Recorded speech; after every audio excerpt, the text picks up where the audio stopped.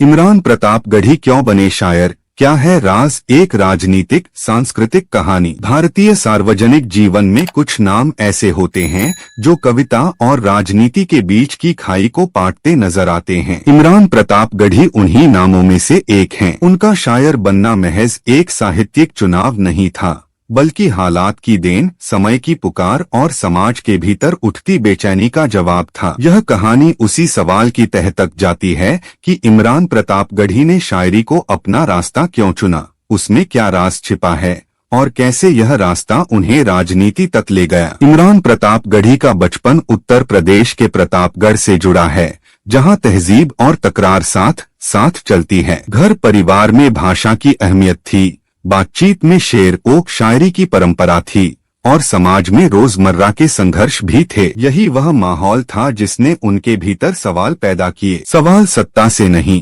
पहले अपने समय से, अपने आसपास की नाइंसाफी से और उन आवाजों से जो दबा दी जाती थीं। शायरी उनके लिए सजावट नहीं, अभिव्यक्ति का औजार बनी। कहा जाता है कि शायरी अक्सर दर्द से जन्म लेती है। इमरान के मामले में यह दर्द व्यक्तिगत से ज्यादा सामूहिक था। मोहल्ले की गलियों में बेरोजगारी, पहचान का संकट, धर्म और राजनीति के बीच खिंचाव और मीडिया की बदलती भाषा, इन सब ने उनकी संवेदना को धार दी। उन्होंने किताबों में शायरी पढ़ी, मुशायरों में सुनी और फिर अपनी जुबान में कहना शुरू किया। शुरुआत में यह शौक था, लेकिन जल्दी ही यह जिम्मेदारी बन गई। उनकी शायरी का मिजाज शुरू से ही सियासी रहा। वे प्रेम या रूमानी कल्पनाओं से नहीं, बल्कि हक, इंसाफ और बराबरी की बातों से पहचाने जाने लगे। मंचों पर उनके कलाम को तालियां भी मिली और विरोध भी। यह विरोध ही शायद उनकी पहचान का हिस्सा बना। जब किसी शायर की बात सत्ता को असहज कर दे तो समझा जाता है कि वह सही नस पर हाथ रख रहा है। इमरान की शायरी में यही ताकत दिखी, सीधी, तीखी और सवाल उठाने वाली। समय बदला, सोशल मीडिया आया और शायरी का दायरा मंचों से निकलकर मोबाइल स्क्रीन तक पहुंच गया। इमरान प्रताप गढ़ी की कविताएं वीडियो क्लिप्स में वायरल होने लगी। यह लोकप्रियता अचानक नहीं थी, यह उस बेचैनी का संकेत थी जो समाज के एक बड़े हिस्से में मौजूद थी। उनके शेर युवाओं को इसलिए छूते थे क्योंकि वे उनकी भाषा में थे, उनके मुद्दों पर थे और उनके गुस्से व उम्मीद दोनों को आवाज देते थे। यहीं से राजनीति की ओर कदम बढ़ा। यह कदम अवसरवाद नहीं था, बल्कि स्वाभाविक विस्तार था। शायरी ने उन्हें मंच दिया, राजनीति ने उन्हें ढांचा दिया। उनके लिए राजनीति सत्ता पाने का साधन नहीं, बल्कि शायरी में कहे गए सवालों को संस्थागत रूप से उठाने का जरिया बनी। जब वे सभाओं में बोलते तो शेर और भाषण के बीच की रेखा धुंधली हो जाती। समर्थक इसे ईमानदारी मानते, आलोचक इसे उकसावे की भाषा कहते, लेकिन दोनों मानते थे कि उनकी आवाज अनदेखी नहीं की जा सकती। इमरान प्रताप गढ़ी के शायर बनने का राज दरअसल उनके समय में छिपा है। यह वह दौर था जब पहचान की राजनीति तेज हो रही थी, जब असहमति को संदेह से देखा जा रहा था और जब कविता फिर से प्रतिरोध का माध्यम बन रही थी। उन्होंने शायरी इसलिए चुनी क्योंकि यह सीधे दिल तक पहुंचती है और इसलिए भी क्योंकि यह सत्ता की भाषा से अलग एक नैतिक भाषा रचती है। उनके शेर अदालत में सबूत नहीं बनते, लेकिन जनमानस में सवाल जरूर खड़े करते हैं। आलोचनाएं भी कम नहीं रहीं। उन पर एक समुदाय की राजनीति करने, भावनाएं भड़काने और कविता को प्रचार में बदलने के आरोप लगे। लेकिन इमरान का पक्ष यही रहा कि कविता तटस्थ नहीं होती, वह या तो उत्पीड़ित के साथ खड़ी होती है या उत्पीड़न के खिलाफ। उन्होंने बार बार कहा कि शायरी उनकी पहचान नहीं, उनका माध्यम है।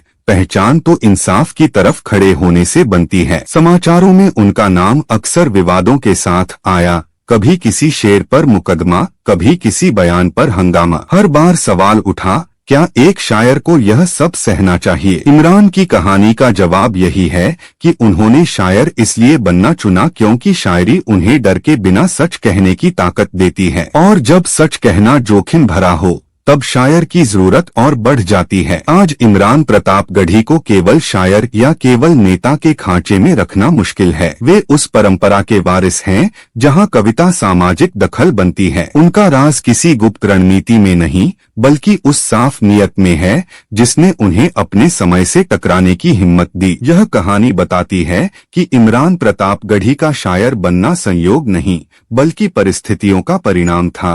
एक ऐसा परिणाम जिसने शब्दों को हथियार और मंच को जिम्मेदारी बना दिया। यहीं से इमरान प्रतापगढ़ी की यात्रा और स्पष्ट होती है, क्योंकि जब शब्द हथियार बन जाते हैं तो उनका इस्तेमाल भी सवालों के घेरे में आता है। शायरी के इसी प्रभाव ने उन्हें लगातार सुर्खियों में बनाए रखा। हर नया मुशायरा, हर सार्वजनिक मंच और हर वायरल वीडियो के साथ उनकी पहचान केवल एक कवि की नहीं रही, बल्कि एक ऐसे व्यक्ति की बनती चली गई जो व्यवस्था से सीधे संवाद करता है। यह संवाद कई बार सख्त था, कई बार भावुक, लेकिन हमेशा राजनीतिक अर्थों से भरा हुआ। इमरान प्रतापगढ़ी ने बार बार यह स्पष्ट किया कि उनकी शायरी किसी एक घटना या किसी एक सरकार के खिलाफ नहीं, बल्कि एक सोच के खिलाफ है। वह सोच जो सवाल पूछने वालों को देशद्रोही कहती है, जो असहमति को खतरे के रूप में देखती है और जो समाज को खांचों में बांटकर राजनीति करती है। उनकी कविताओं में यही प्रतिरोध सबसे मुखर होकर सामने आता है। यही कारण है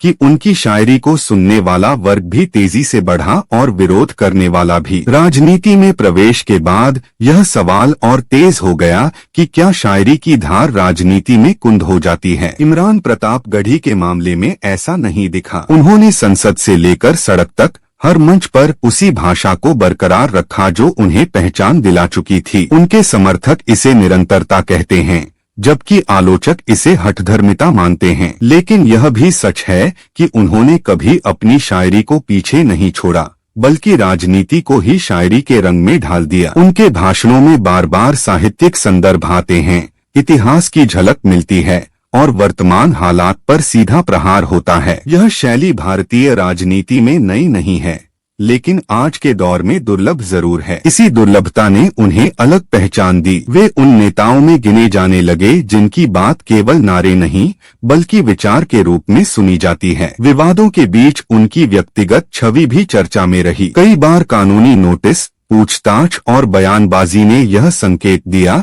कि उनकी शायरी सत्ता को असहज कर रही है। लेकिन हर ऐसे मौके पर इमरान प्रतापगढ़ी ने यही दोहराया कि अगर शब्दों से डर लगता है तो समस्या शब्दों में नहीं, हालात में है। यह कथन उनकी पूरी यात्रा का सार बनता है। उनकी कहानी यह भी दिखाती है कि आज का शायर केवल कागज और कलम तक सीमित नहीं है। डिजिटल युग में वह कैमरे, माइक और संसद तक पहुंच चुका है। इमरान प्रतापगढ़ी इसी बदलाव का प्रतीक हैं। उन्होंने शायरी को अभिजात वर्ग की महफिलों से निकालकर आम जनता की भाषा बना दिया। यही वजह है कि उनकी बात सीधे युवाओं से जुड़ती है, जो अपने भविष्य को लेकर सवालों से घिरे हुए हैं। इस दूसरे पड़ाव पर आकर यह साफ हो जाता है कि इमरान प्रतापगढ़ी का शायर बनना कोई रहस्यमयी फैसला नहीं था। यह एक क्रमिक प्रक्रिया थी, जिसमें समाज, राजनीति और समय तीनों की भूमिका रही। उनकी शायरी एक आईना बन गई, जिसमें सत्ता भी खुद को देखती है